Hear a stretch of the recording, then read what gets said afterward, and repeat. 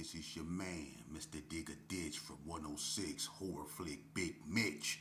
And I'm kicking in doors with 030's Vegas Sun 101's The Chronicles. You already know what it is, and you know where I'm going with it too. Sideways swing on them things. You already know.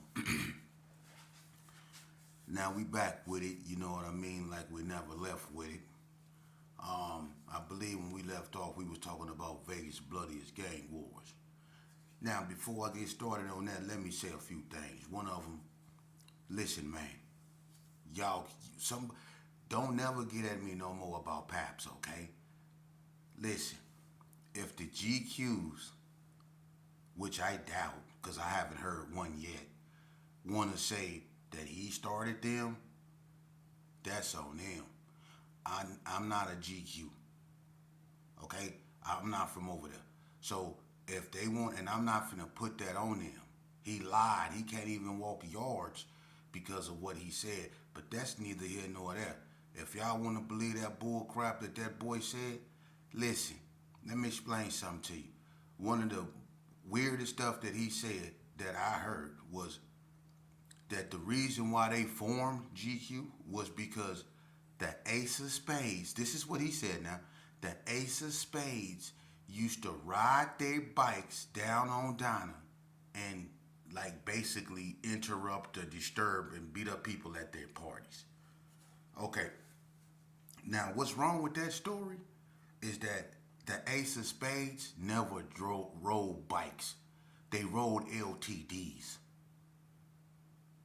So that right there shows you the type of individual y'all listening to.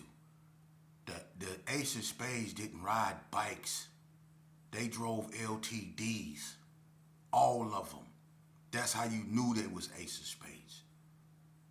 So, but like I said, if the GQs, which I doubt, so I'm not gonna say, I'm not gonna put that on them, wanna accept what he said, which they seem to not to, that's why he can't walk yards.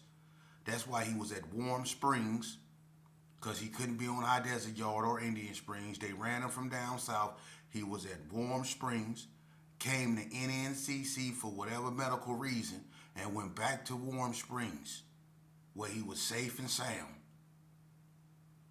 I'm keeping it real. Because he came over there to NNCC, and that was in, what year was that? 2010, I think, around that era. But he remember. He couldn't be down south because of what he said. So if you want to believe that bull crap, that's on y'all. Today, we go focus on the Donna Street Rolling 60 war. Now, you know, after L got killed, and I didn't want to focus on that one because I always talk about, L getting killed, which really reinvigorated everything. And another thing, I always say pre-85, and I say pre-85 for a reason because, prior to 1985, before the crack epidemic really hit, people weren't dying, like I said. I was talking to a guy the other day, and he was trying to tell me about the first Crip that ever got killed in Vegas. Some guy with the last name Holmes, I forget the name. But, my thing was, my point is, people like Googie from GQ got shot in the back. He was in a wheelchair. But like I said, there were no killings. People was fighting. And now they saying also Big Cheetah and Stacy didn't get down. Now they saying that. You know what? I'm not getting into that. That's neither here nor there. I'm not getting into that. And I'm not speaking on stuff like that no more because you know how that is. So I'm not getting into that. But let's look at the Donna Street 60 war. Now, prior to, right after L got killed and the Gershons in the West Coast War, and West Coast Bloods going to war, the Donna Streets came out and automatically formed an alliance with the Gershon, which put them automatically in the war with the West Coast Bloods too. So, as the Donna Streets was growing, tragedy struck them real early in their formation. You know, Boo Boo Swanson got killed, okay, by the 60s, which, you know, of course, infuriated Donna. We was with Donna when that happened, so we was grieving with him and went to war with the 60s with the Donnas. Now, one thing I'm going to say is, you know, to show you just how treacherous this war was, you know, I mean, the Donnas was really on the 60s. Hell, they, you know, the Donnas was growing so fast, you know, and everybody wanted to be Donna. And with the Gerson being so big already, the 60s, when they started migrating from CRIPS City, they didn't just go to Casa Rosa. The 60's went to Sydney Sioux. They was up in Sydney Sioux. Eazy-E, Big Craze, E-Love, and all them, they was up there in Sydney Sioux, because as me and Big Craze got into it over Big Regina house, that big fat Regina, Tone Loc from Donna Street's sister, that used to sell the weed in the Sherm. She had a spot in Sydney Sioux. Everybody remember fat, black, ugly ass Regina. Me and Big Craze from 60's got into it in her house. We pulled gats on each other. So the 60s was up there, but the Donnas was coming through Carry Arms and was getting at the 60s that was still mingling around there. Because one night, check this out, Cicely was in a Clepo cop. Clepo had got sent to prison for shooting up somebody's house over there in Valley View. I guess he was smoking that water. But Cicely was in his car. He had a brown Cutlass or a brown Regal. It was a brown Cutlass or a brown Regal on Chrome McLean's. Okay? The 60s, she was coming up Cary, right there by Cary and Comstock, where Comstock turned into West Street. If anybody know what Carry Arms and the layout over there look. How Comstock turned into West Street when you cross Cary. Okay, she was coming up Cary right there on the edge of West Street and Comstock, right when you come up west and turn off into Cary, right there on the corner of Lake Carry Arms. And the 60s was coming off West Street. Well, when she was coming up Cary and the 60s was coming off West Street, the 60s seen that cop. Money Munn, he still was in Carry Arms in the a second parking lot over there where Wolf stayed. His mama stayed over there, a couple houses down from Danny Dane and Romeo them. And then he had a spot upstairs on the other side. Boy Pop used to be out there. Gangsta Bo used to be out there. And on this night, Gangsta Bo and Money Munn was out there.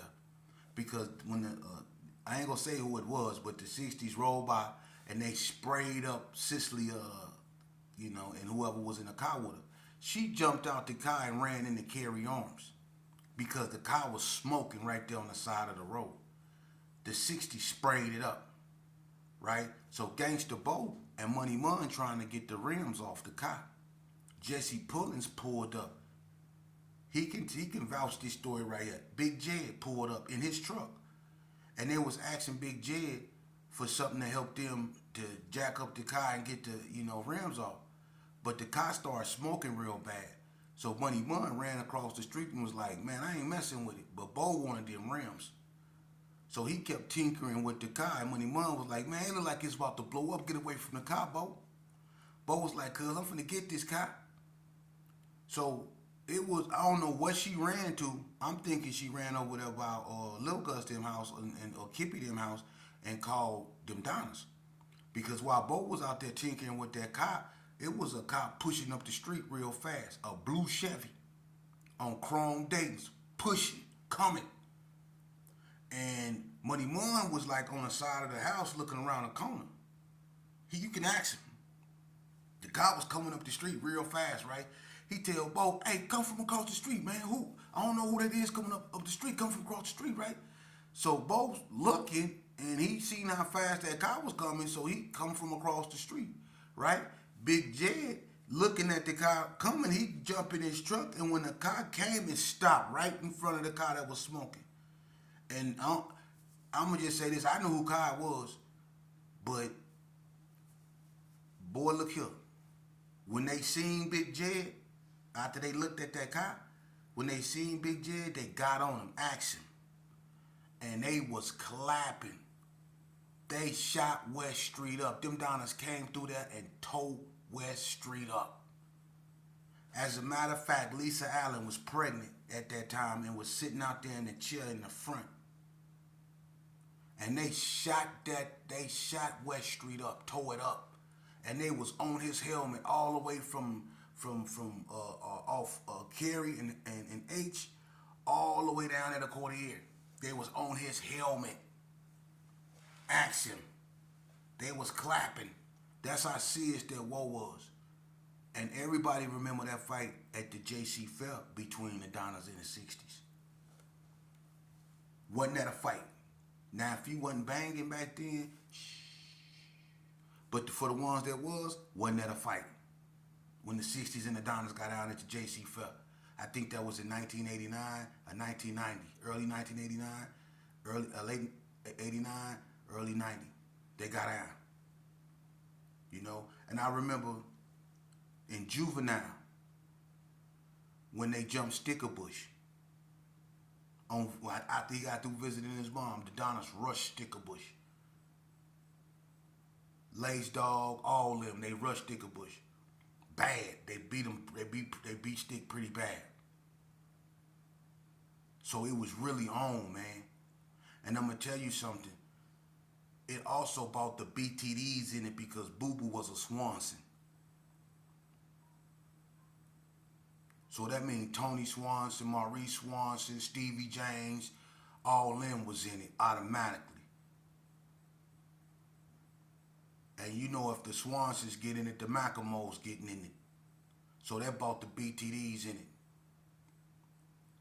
You know, and with Donna, you know, losing Boo Boo, that really made them just have a I don't give a mentality. And the 6-0s, you know, the 6-0s, they was tearing up stuff too. I'm not just gonna say the Donnas was just, but it was going back and forth, man. But that was a brutal war. That was a brutal war. But the thing I find peculiar about that is that, you know, despite that it was so much shooting, the Donna Streets really couldn't knock down a 60 at that time. They was trying to. I remember they firebombed Big Cray's people them house. They threw a cocktail through Big Cray's them people house. You know what I mean? I remember that. A long time ago. That it was really on, you know, between the 60s and the Donnas. You know? And even though our relationship with the Donnas was strong at that time, you can tell that it was cracks in, you know, our, you know, affiliation, because like when we have football games with the Donna Streets, there's always something bad that happens. Like the one at Booker Field,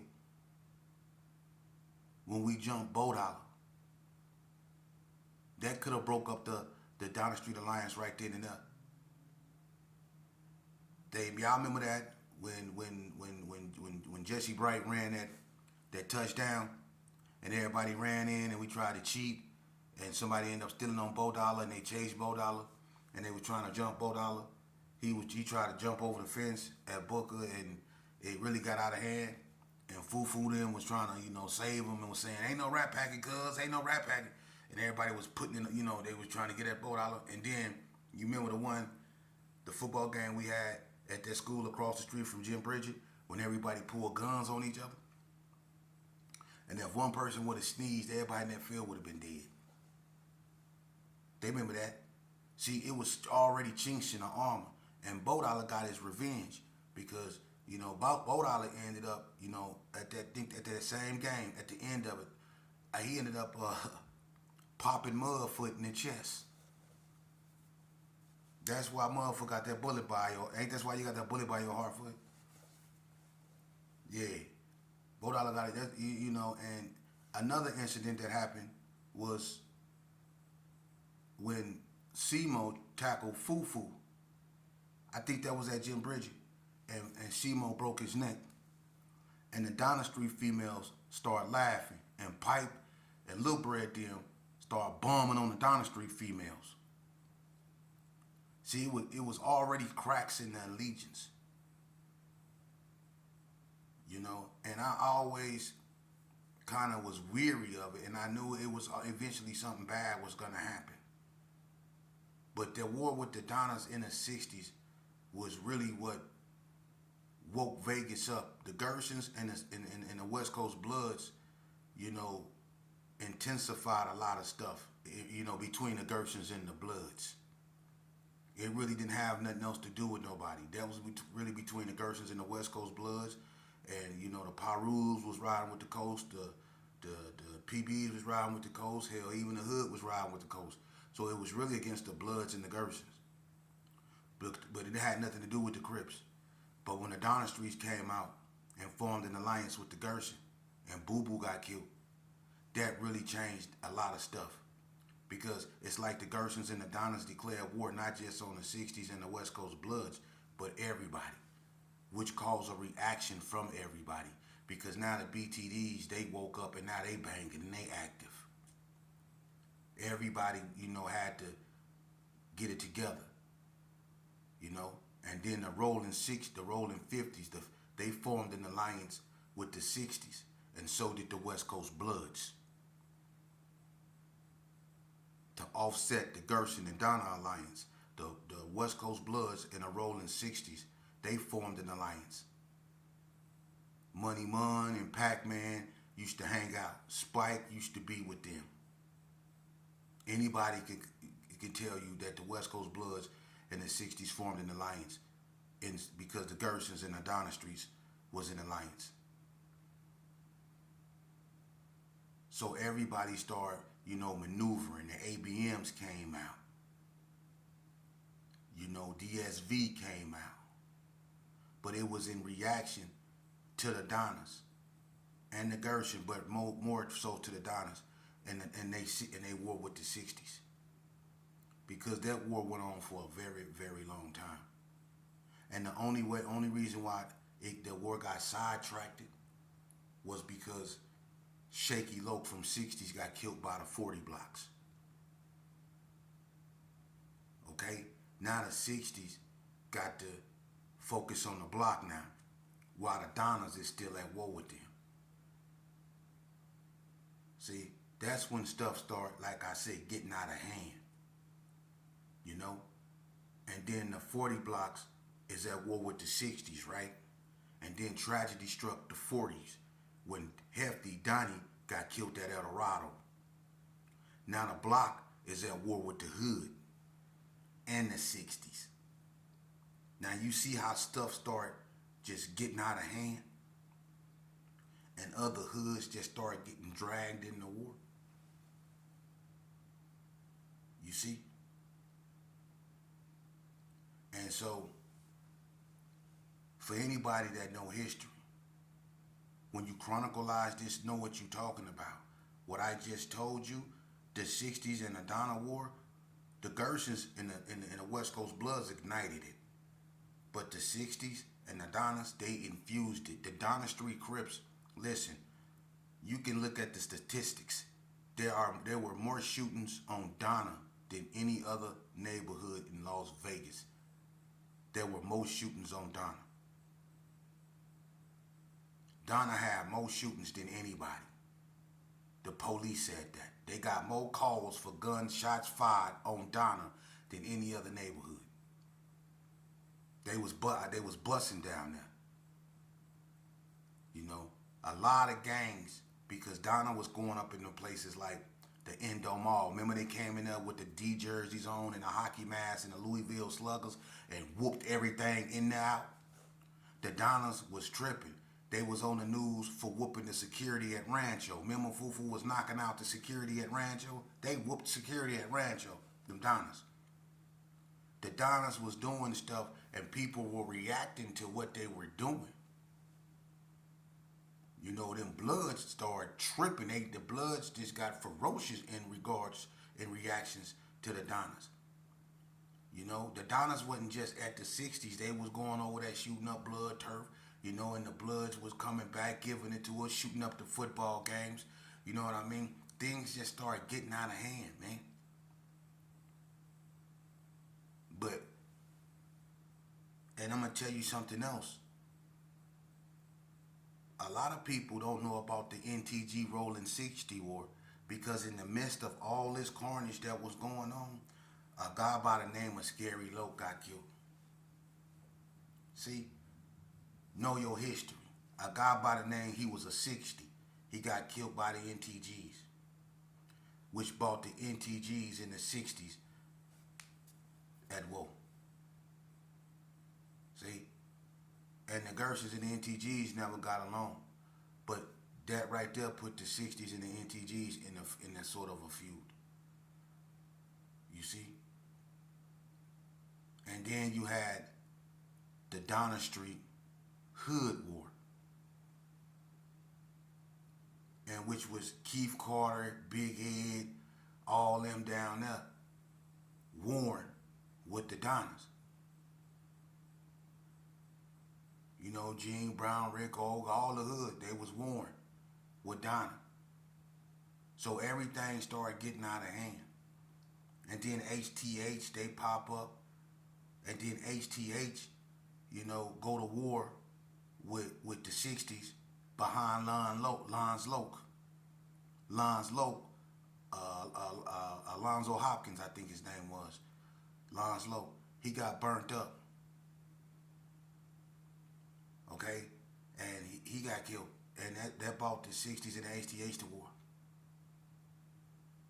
You see, things just started getting out of hand. But if you look at the root, it was behind them Donnas in them 60s. You know, it's just spilt out over everything.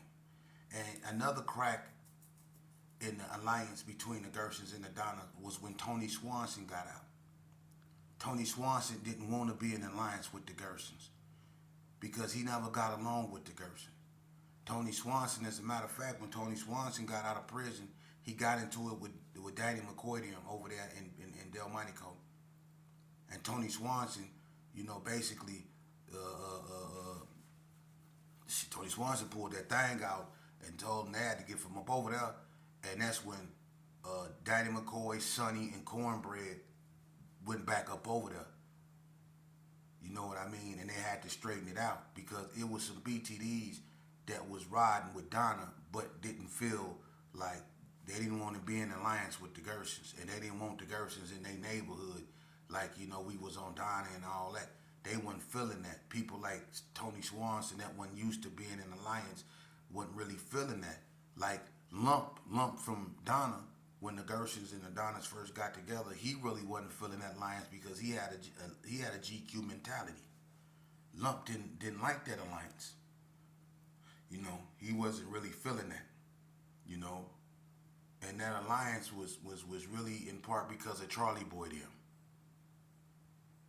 You know, but Lump, you had some Gershons that didn't like that alliance because they had GPK mentalities and didn't like GQs. You know, so it was always something that had, you know, issue with when it came to the Gershons and the Donnas. But the war with the 60s is really what put everything really out of whack. And you seen it in Elko, you seen it in Juvenile.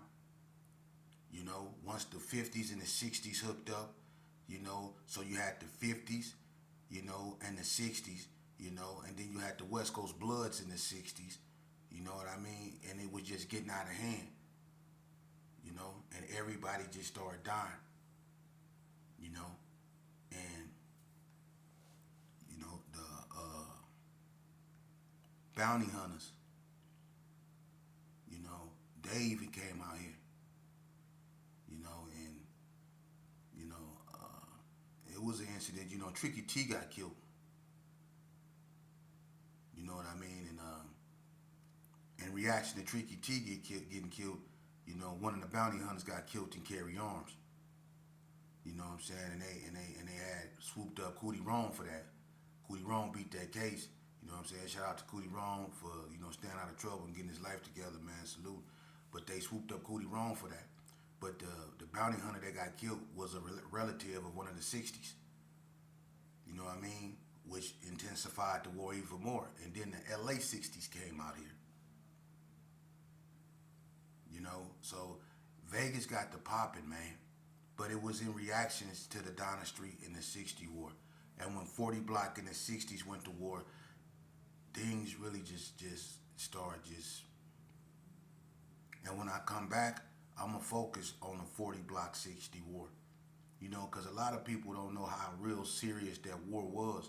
The 40 Blocks is not a big gang, and for them to be, you know, able to hold their own in the war with the 60s tell you that they had to be something. And I'm gonna tell you what they were. They were very strategic. They knew them streets, and if you roll down one of them streets, they know how to go through them houses on you and meet you on the next street. You not getting out of 40 Block if you roll down there and bust on them without them getting you back. They go just run through the houses and catch you coming down, because you go have to come down Hart or want Hassel or Carver or one of them streets. Ask the 60s. It's better that you come in and go come up, come up, but they still somehow go get you. And then a lot of times they be on top of the house. They know how to shut the lights off on Comstock so you couldn't see nothing over there. It was pitch black.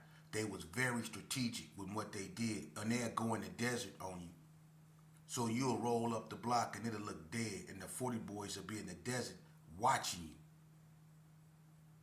They'll be in the desert with 223s, 30-6s, and all kind of stuff watching you. And if you ain't supposed to be up over there, you gonna come up out of there with everything shot up. For real. The block was real strategic in what they did.